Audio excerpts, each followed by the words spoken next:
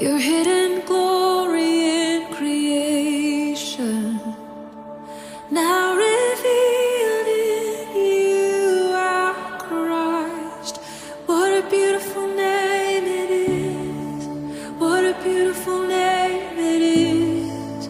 The name of Jesus Christ, my King. What a beautiful name it is. Nothing compares to this. What a beautiful name it is. The name of Jesus.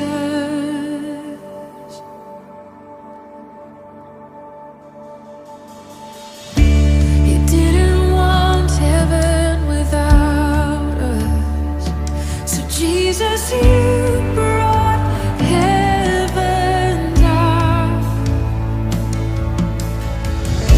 My sin was great, your love was greater.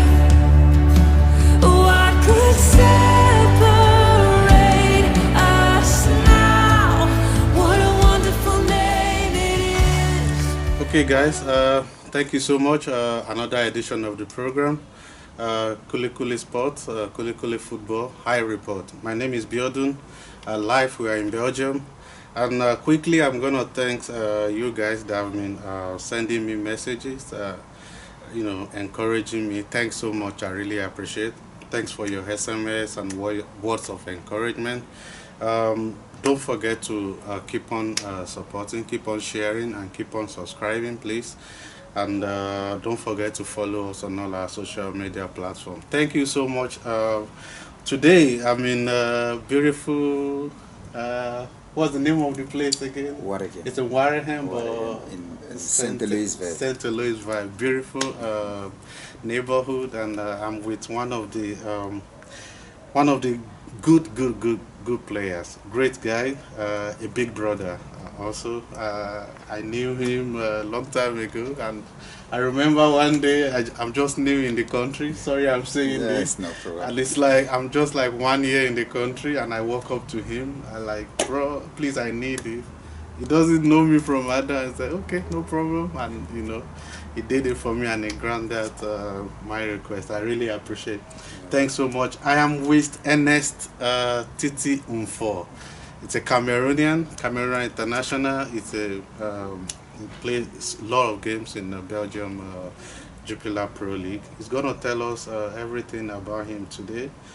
And thank you so much once again. You're Thank you welcome. for inviting me. You're welcome. I really appreciate this. You're welcome. Ernest Webinche Info. Yeah. Where did that come from? That's come from. It sounds like a Belgian name. Not really, but it's really something that means really in my mother language. So it's really come from my dad. Really? Yeah.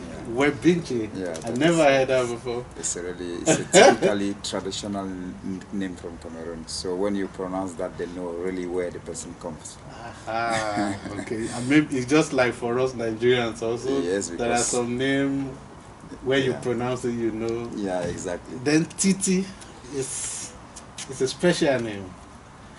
Titi Ernest. Yeah, I brought it from the time that I was coming in Belgium. This time was really the time that Arsenal was really in a good period, and I really appreciate the game of Thierry Henry, which was a very great finishing forward. For me was an example. That is my Thierry Henry has always been my focus, my idol, my target player. That is the player that I was always referring myself to, because with his speed he had a great finish. So that is where his little name was Titi, and that is where it comes to be good friends with me. They call me all Titi because of that. Okay, now I understand. Well, okay, we're gonna start proper. Please, just for the sake of general viewers, people who don't know you, can you please introduce yourself and your background, and how did you get into the game?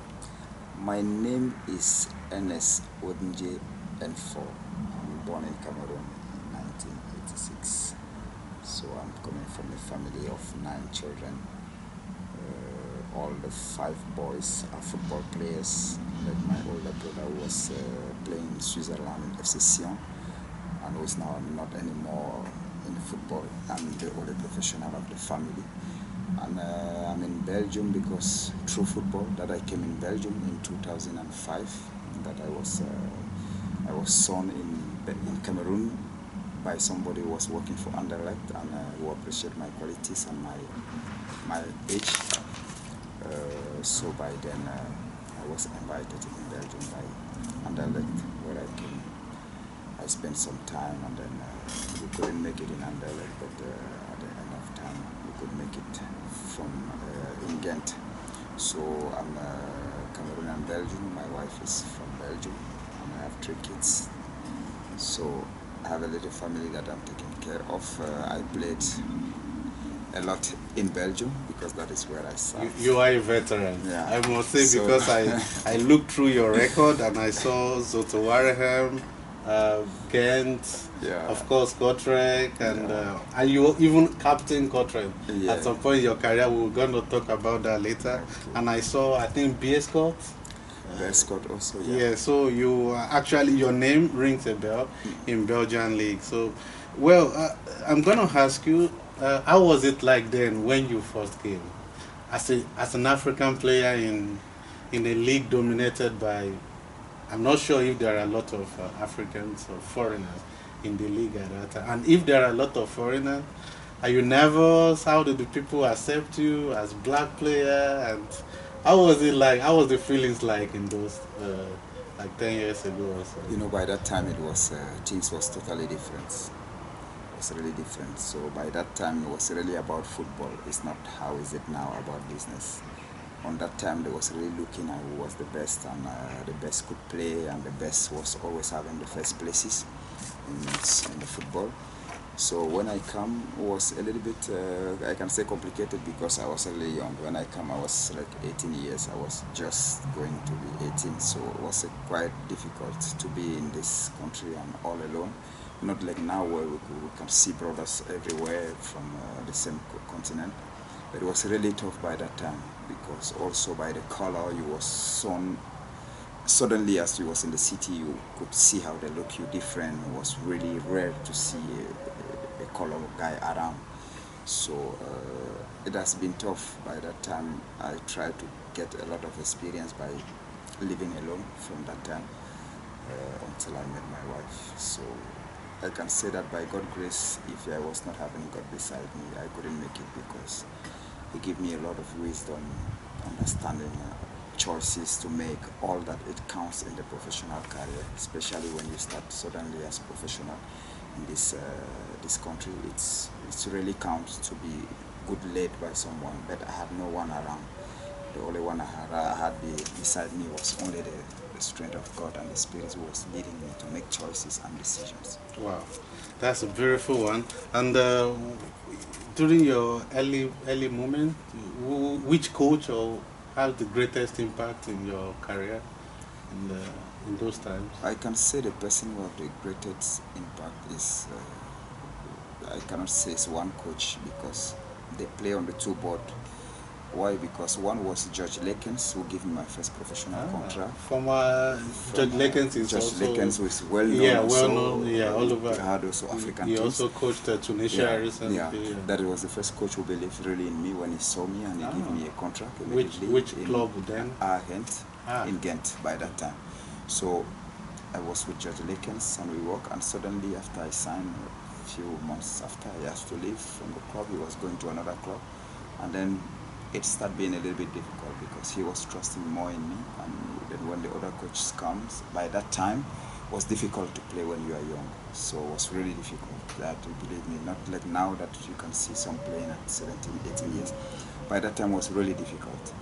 So by my 18, I was always saying that, okay, I'm too young, I still need to train. And then another influence person who come in my career by that time was the coach from Kortrijk by the time I was captain there, which is Hen van Azebroek, who really believed and said that he can see that I have something. So with him, we make good things. So that are the two coaches who really had really impact in my career. And about your upbringing, who would you say have the most impact on you while growing up? Who do you look up to in general upbringing? Parents, uncles?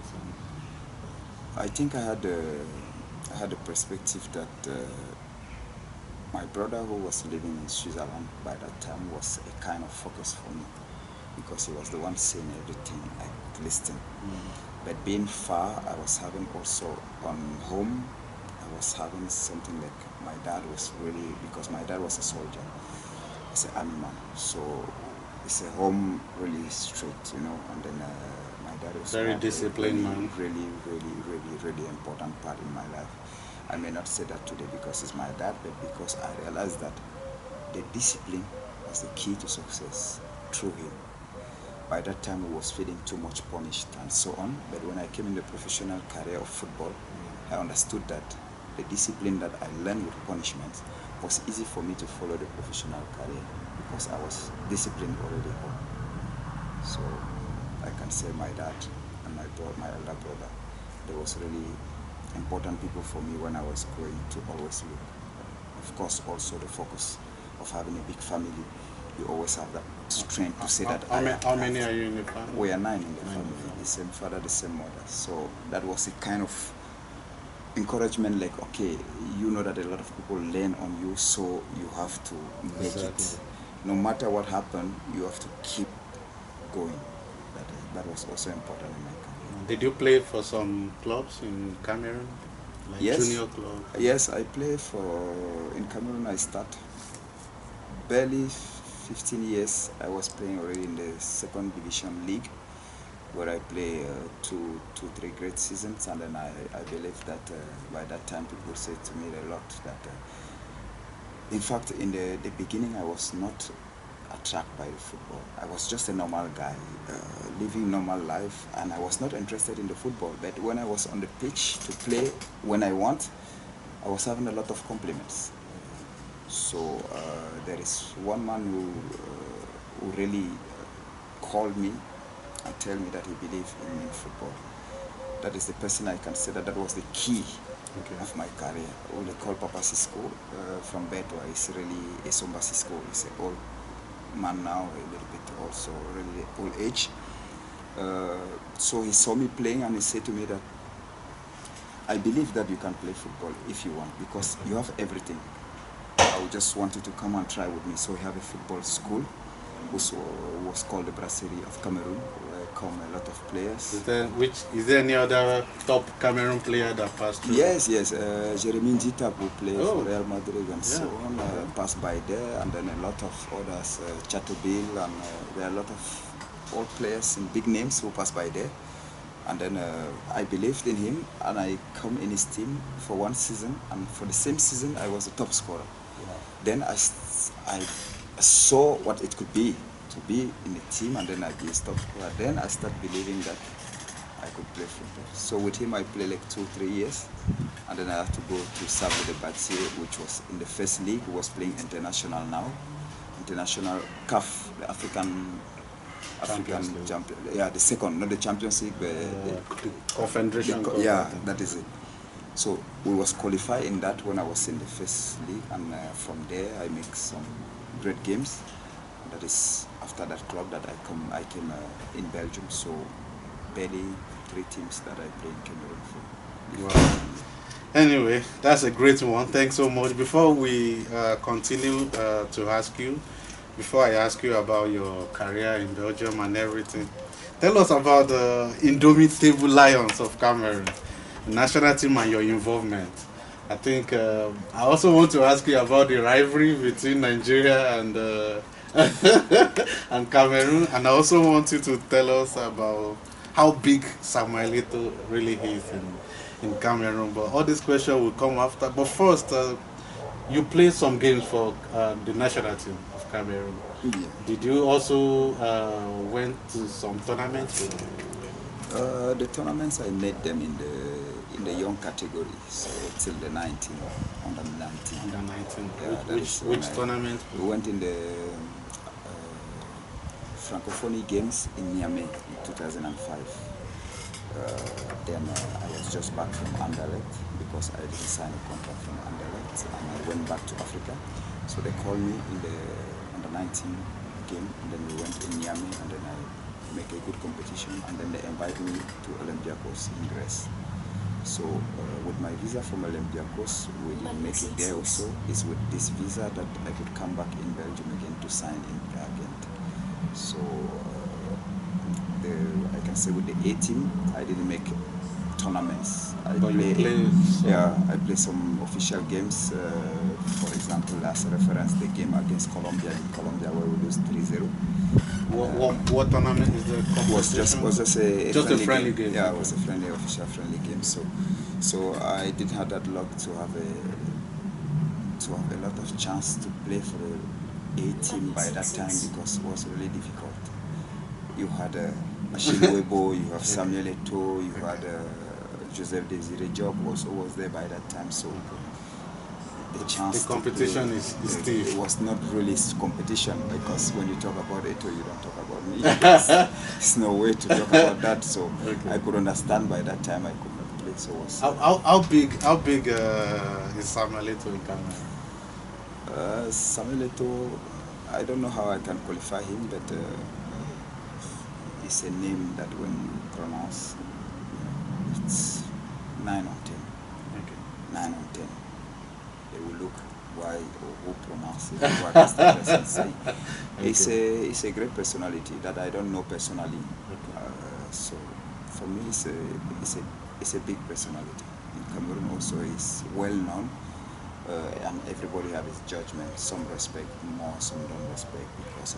So for me, it's not really important. But I know it's a really great person. I am from Nigeria, and in Nigeria, anytime we want to face Cameroon, all our heart is always like, how was the rivalry in the? How do you guys see it in Cameroon, especially when you want to play Nigeria? We see it the same, okay. But I think the only thing that makes the difference is that we are more confident. but we beat you guys in the last AFCON. Yes. When you want to say that we beat you guys last, that is history. And if you want to talk about history, when you look Cameroon and leave Nigeria. But okay, you've won like 2 or 3 finals in the AFCON against us. But in 1988, yes, we felt that we were robbed. In the final, we scored a good goal by Henry Nwosu, and it was annulled before Cameroon eventually won the game. Yeah, that is how we feel it. We feel that personally, Cameroonian, we feel that we have, of course, when you see the statistic, we are confident. We know that okay, in Africa we have statistic, we are among the best. So when we face anyone, we are not. We know that the teams that came against us, they are not afraid, but they know that they're coming against a great nation.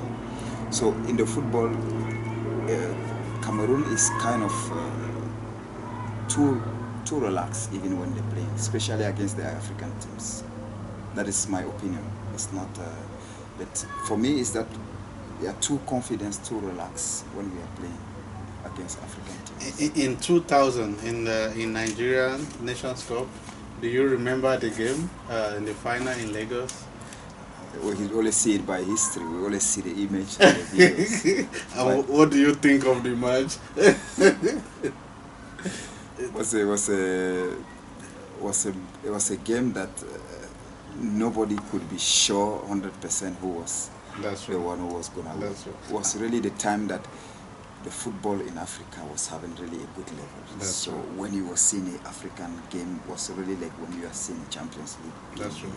That's true. That is the period that when you watch football was really exciting. That's true. You could not say who will win in advance, but yeah, but now we can say. Are you still following the team? And to be honest, maybe some people watching, they will be surprised if they're listening to this, but the African football I'm not following anymore. okay. Since the football became to what it became. For me personally, I believe that the people who run the football now in Africa, this generation to go for a change to come. Then I can keep on following football. I feel this. African now, we are not talking football anymore. We are not playing football anymore. We are speaking. We are criticizing. We are insulting. We are demanding. Don't really get involved. We are not in anymore the organization. Involved. Yes, we are not anymore involved because I can see more details being here in Europe for a long time and being in the job. When I see a little club here who can be structured and organized and disciplined and really there for the game and so on, and then you see a nation who have such, let me not use bad words, but who have such a they don't take serious little details. Like they have problem with t-shirts, they have problem with bonuses, they have problem with flight, they have problem with hotel, they have it's really disgracing. It's a disgrace. It should not be much, but what they want to do, let them do it with seriousness. So for me, I believe that it's now the fourth year that I'm not following African football. Not at all. I don't sit even for 10 minutes to watch African football. I will just pass by. Yeah, you're very right. The problem persists.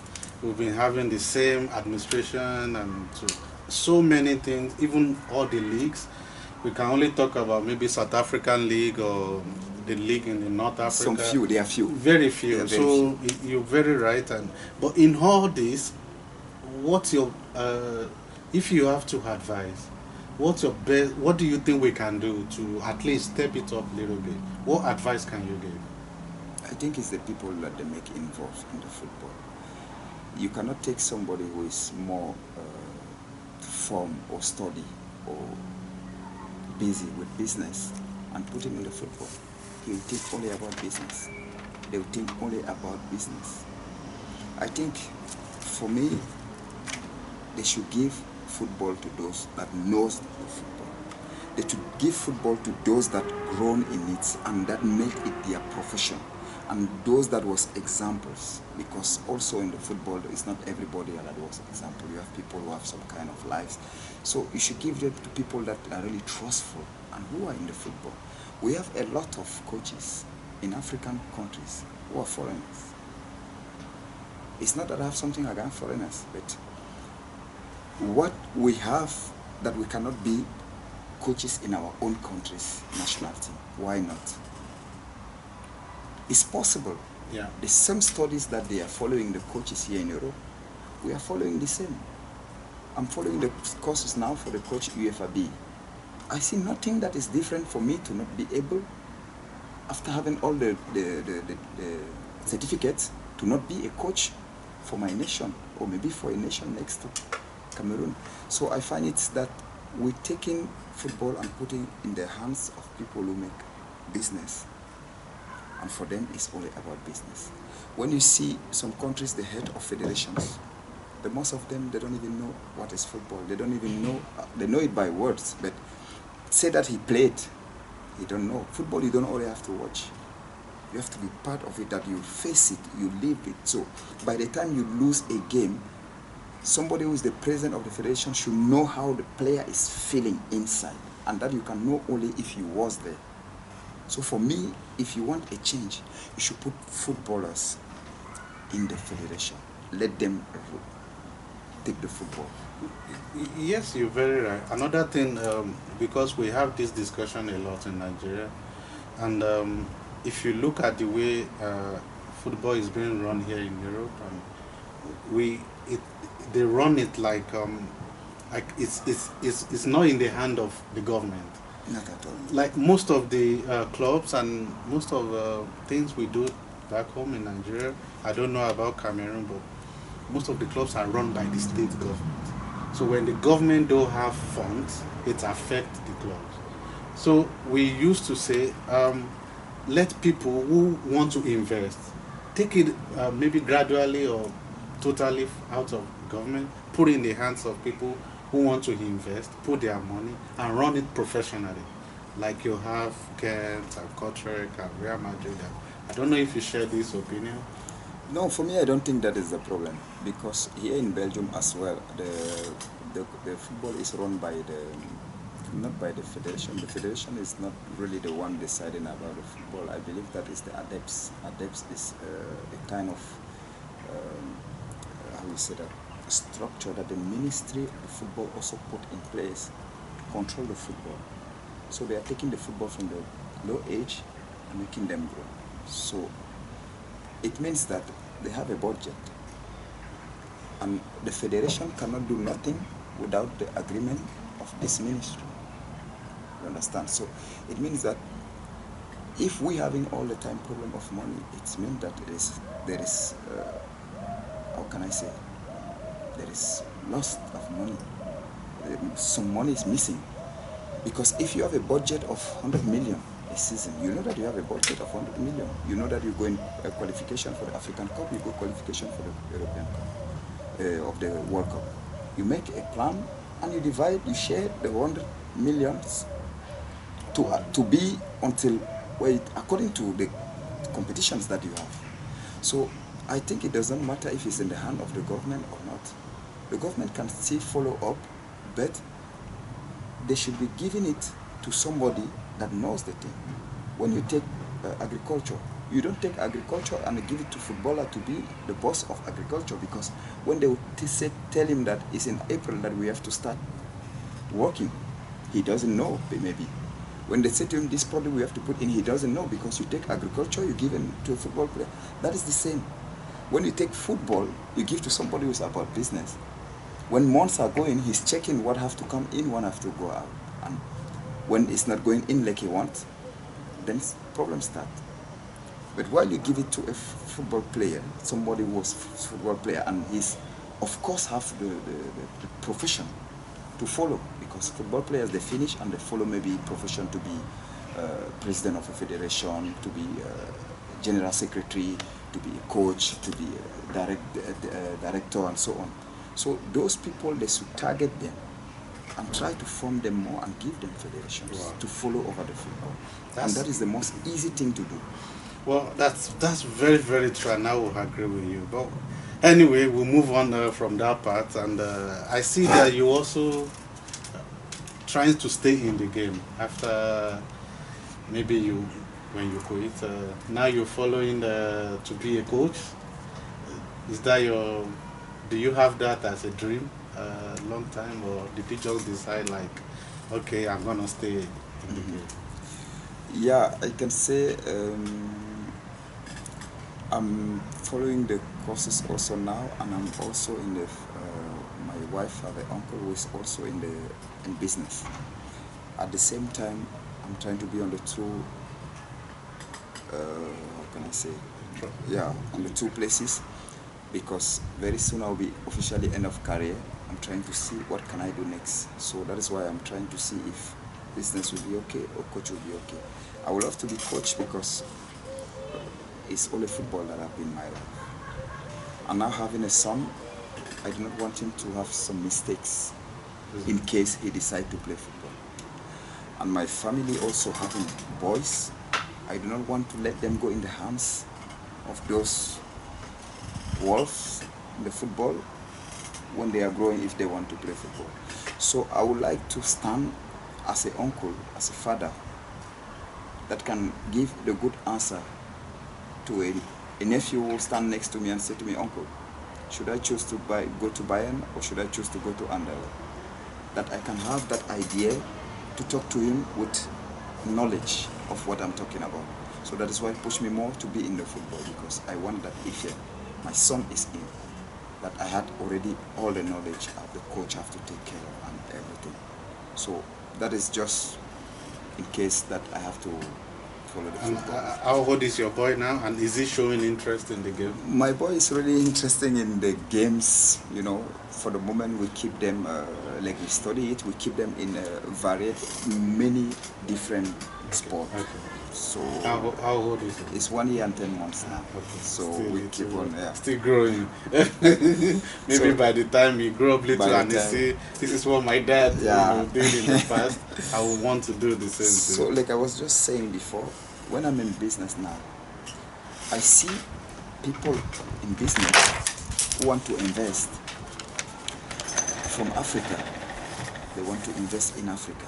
I see Africans coming in our business and they propose to do business with us, and they propose that to take our business and go with it in Africa. They want to bring some people from Africa, from where they're coming from, to be formed in the business that they want to establish in Africa. And that is what just I was talking about before in the football. That is how it has to be. So if you want your football to grow good, the people you choose, you should be sure that they have a kind of good study that they had. If it's not enough, you can still send them to school and prepare them. It don't have to be immediately. Exactly. You can send them there for formation for 1 year or 2 years. When they come out of the school where they study, they get all the knowledge and everything. When they come, you see the different. They will think different. Because let me say that on the papers, like they say on the papers, Europe and maybe America, Latino, they have a big advance on the African football. So why not bring our people to learn all over where they can learn, and then we try to put them now together to try to think also about that tactic and about how we can build it up, about how.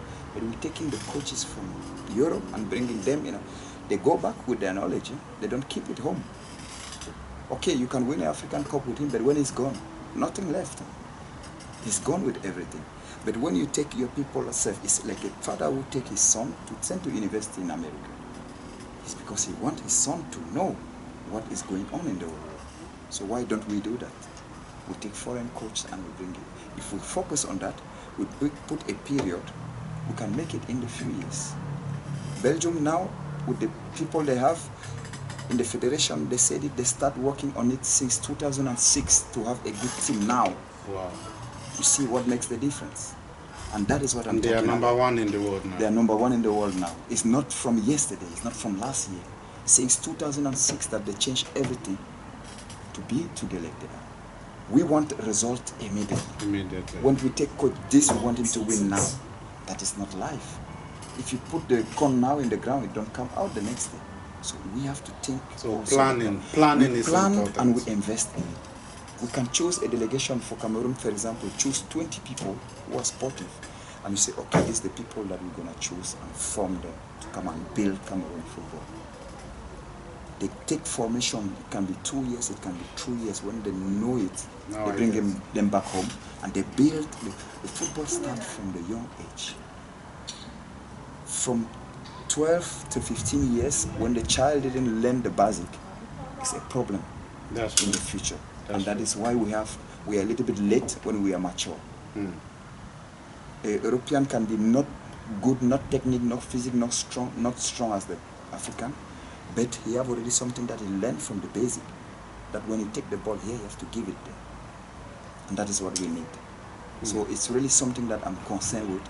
If you want to be involved with African football, and particularly Cameroon football, those things have to change, or it's better just to stay. Well, I have to agree with that. It's a great point you made. Do you see African team winning FIFA Senior World Cup one day? I believe that it was in the good shape when in the history Cameroon arrived quarterfinal, Senegal did also. This is the time that we could really believe it could happen. But what we're having now is you have to wait again for I don't know how many years. We are too far. We are too far to make it. Honestly, we are too far to make it.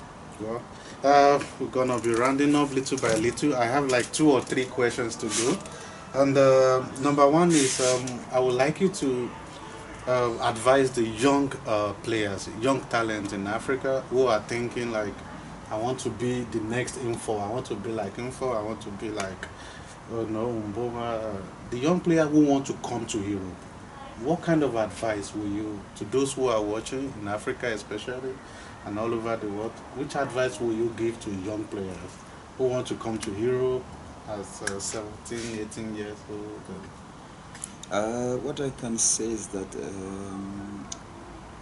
first of all, they have to take out all the luxury that they've seen in Europe. Life is not what they've seen on the television. It's completely different than what they see on the television. You have to make sure that you get away from all those walls running around to take money from the parents, to take money from the children, to bring them abroad and then abandon them. And they have to believe that they can start making it home before they go out on the right time, on the right moment. You can force it, but you cannot change the destiny because God has made it like that. So you have to believe in your destiny. You can work it up home before you go. There are people who come professional maybe at 24, 25 years old. It's not late. It's not late. So for me, I will advise them to try to build it up on the right way. Try to be on the right path. That is the most important thing. Because coming here in all those channels, all those ways, and then you stay here, I have many who are here that they don't have papers and they cannot do nothing. You cannot do a Western Union. You cannot go in an office. You cannot be standing in front of a cup if there is anything. You cannot play soccer in a team. So why? Why will you be coming like that? Because you have maybe another view of Europe. You're right. Because we see lots of young players who have genuine talent, but they just at the slight chance of this The first just opportunity, trying to yeah. they go to all kind of countries. They go to Pakistan, anywhere. That is what I mean. It's if it's your destiny, nothing can change it. I came by Anderlecht. After 5 months, I take my passport to go back because they spend me 5 months for trials. I decide on my own to take my passport and go back home, and they agreed. I take my passport and I go back home, and I continue to play with my first division in Africa league. And after the international competition that they convoked me, I played. Then I was invited in Olympiacos because for me, I believe that I have the talent. So, especially those who have talent, you don't have to doubt. On the right time, God will make it possible. If I did not go back, maybe I would have stayed in Europe without papers and struggling, and maybe my life will never be the same. So I just believe that, okay, the talent I have, if it's the decision of God, I will go back. And then I will try to make it back. And when I went back, I focused and I start training back. I did not say because I'm coming from Europe, let me go and sit home. I start immediately training back. And I went to competition and I have the invitation from Olympiacos. So that is how it is. Coming here without having nothing, although it's difficult in Africa, I believe I left in Africa till my 17. I know it's tough. I know it's difficult. But the difference that you have to know is that when it's not okay in Europe, you are on your own. Alone. But in Africa, when it's not okay, you have the neighbor where you can ask something to eat. You have your uncle where you can ask something to eat. But here, if you don't pay your bill, you are out without any question. There is no surrender here. There is no pity.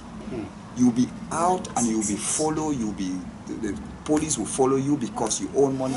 They will not try to know what you are going through. So that is the difference with being in Africa, building a door up there. If there is something, you can go to someone and try to talk about it. The uncle can help, a friend can help. But in Europe, it's not possible. I know people who came here, they are already 20 years in Europe without documents. They couldn't have till now because they are illegal. And still, the 20 years, they are not back in Africa to see their family. So what is the benefit in all that? That's the question. So you have to think about all this before you take your feet to leave from Africa without any paper, without anything shown by someone who take money from your parents and come and drop you in Europe. Well, thank you so much. That's a great advice. Let's talk about Kortrijk quickly. You captain Kortrijk at some point. That's a great feat for an African player, don't you think? Yeah, was one of the best moments of my career. It's a time that I really feel that I was really on the top level of my football. And even I saw that the fans awarded you Golden Boot in 2011-2012 season. How was the feeling there? It was great. It was great because we had also a great season that year, and it was unbelievable because before the season we was how you say that, the prognostic was saying that we was gonna relegate to the low class. Unfortunately, it's not men who decide; it's God who decide. So all the team was really happy. It was the greatest season of the history of this club till now. So it was a special moment. It was really special. Wow, how did it come about? Is it because of what you perform in training or in the matches, and how are you given the handband? how did decision? How did they make such decisions?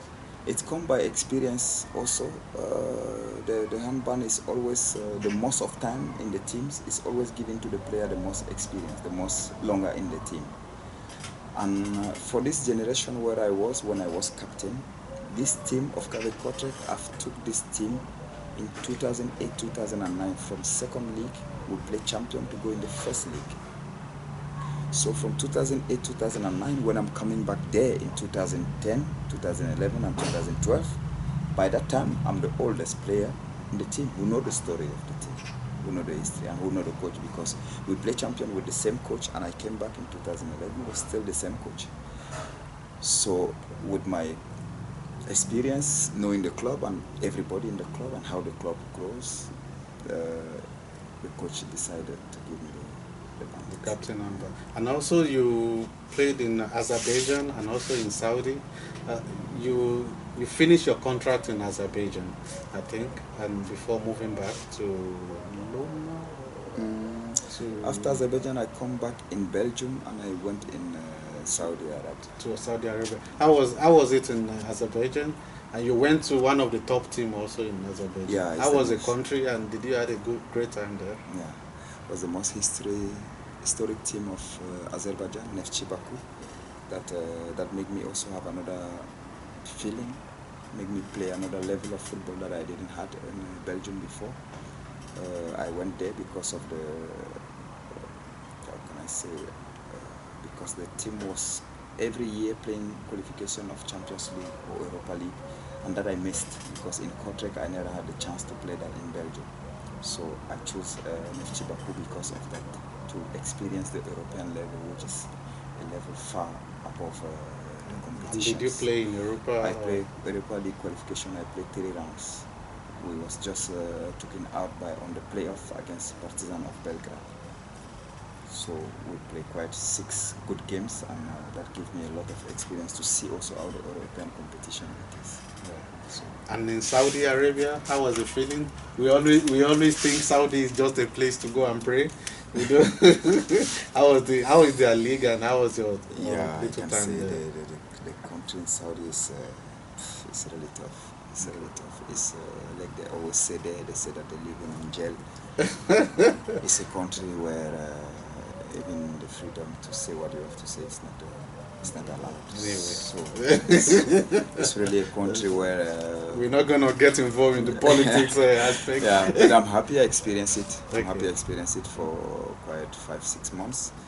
I experienced it was great. It was great because of my Christian life also, where I went. I did not smoke, I did not drink, I did not go to disco, I did not search for girls. So it gave me kind of, for me was okay, I was more focused to only play football. And I had more energy there, I can say. I had more energy in Saudi than the other countries where I played, because the other countries I went, Iran not, Azerbaijan I went with my family, and then you're still busy. Yeah. But in Saudi I was alone, and in Iran also I was alone. Then it's all a training, shopping, making food, and then football. Then I was really focused, and I had more energy. So that shows how the family also can take some energy. But for the type of life, I didn't have problem with that because of everything that I'm not doing. So everything that people have fun with, I don't have time for that. So for me, it was not a problem to be in Saudi actually. Is there any particular goal that's special to you in your entire career that you still remember till today, like the goal you score or something like that? Yeah. Or a particular match or something special to you? Do you have anyone? You always have that a goal that always stay in your heart for a long time. I have a goal with the water game against Westerlo, who was at the end of the match was 1-1 away, and then I make a fantastic action, and then I put it in the net at the last minutes, and we won 2-1. That goal, I always have it like it was just yesterday. Okay. How did you score the goal? From a shot from middle? I score a goal in the box. I take the ball in the box. I make a movement like I was shooting. I take the ball. I bring it behind my leg. Then the player was out, and then I face the other one, I control inside, and then I make it turn to the second pole. So, well, thanks so much. It's nice talking to you. Titi Ernest Nfor, a Cameroonian international, a veteran in Belgium Jupiler Pro League. Well, we have to go. That is the end of the program. Thank you for watching. And finally, I always ask this question, because we are in Europe and we speak foreign language. I also want to, now I want to bring you back home in your local accent. I want you to greet your family in the language, like just greet them and, to encourage them and in your, and what is it called? Your local? Limbom. Yeah, that's my local. That's your local language. Yeah. I am Yoruba. Yoruba. In Nigeria, so I speak Yoruba. So I don't understand Limbo, but don't worry. Can you please greet the viewers and we'll round off the show? Mecha niwi wewe tenyuki niwi mekongwisi. Thanks so much. Thanks so much.